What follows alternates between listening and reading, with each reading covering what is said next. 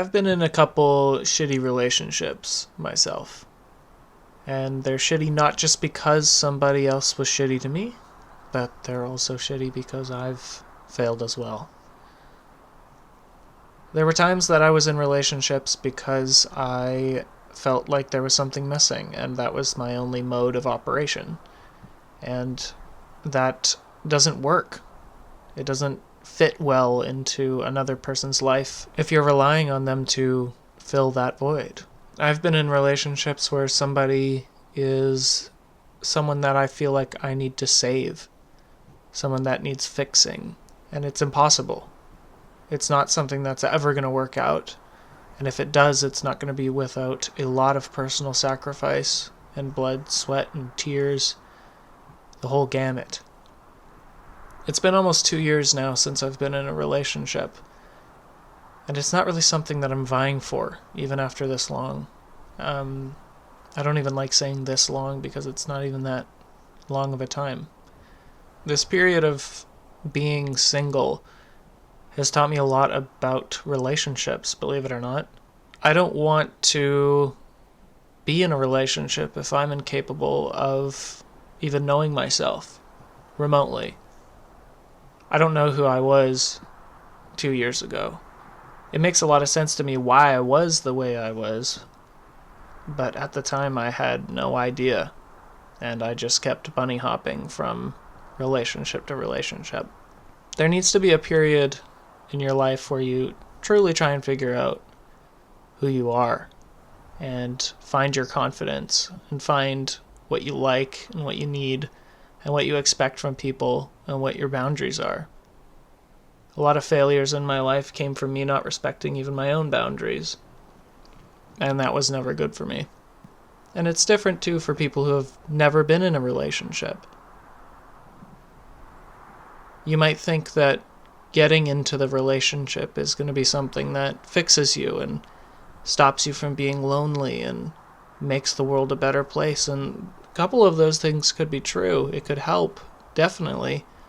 But if you don't have both feet planted on the ground and you get into a serious romantic relationship with somebody and you don't have a level of self-reliance or boundaries or confidence, you're probably going to hurt yourself and also hurt the other person. I find it funny how people are so delusionally motivated into being in a relationship as fast as possible, with barely any regard for their own boundaries or happiness. It's just a status symbol in a lot of cases. And that just doesn't make a lot of sense to me. And the ironic thing too is that having a successful relationship is more about your own personal growth than it is about finding the right person. Because if two people, no matter who they are, have spent enough time gaining their confidence, gaining their self-respect, gaining boundaries, and knowing how to maintain those, and their hobbies, and their identity, and everything, if you have a good idea about what that is, that benefits you tremendously when you actually do end up in a relationship at some point in your life. And I went to all my relationships in the past without an identity at all, basically. I don't even know who I was or where I was in my mind. And that led to all sorts of problems. And I had no boundaries at all, and it hurt me really bad. So if you're thinking about looking for a relationship, or you're tired of waiting for a relationship, or whatever, think about how you've been treating yourself. Because to me, if you can't put the effort that you want to put into someone else into yourself, that's going to be a big problem at some point. It's important to look inwards. See why you can't give yourself that love that you're trying to give someone else. If you have any insight into this topic, let me know. I love discussing with you guys stuff in the comments section. But yeah, that's my quick little bite today.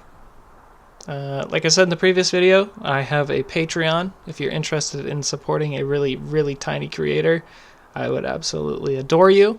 my undying gratitude is included with all my virtual photography that are my favorite pics. So if you want to take a look, go for it.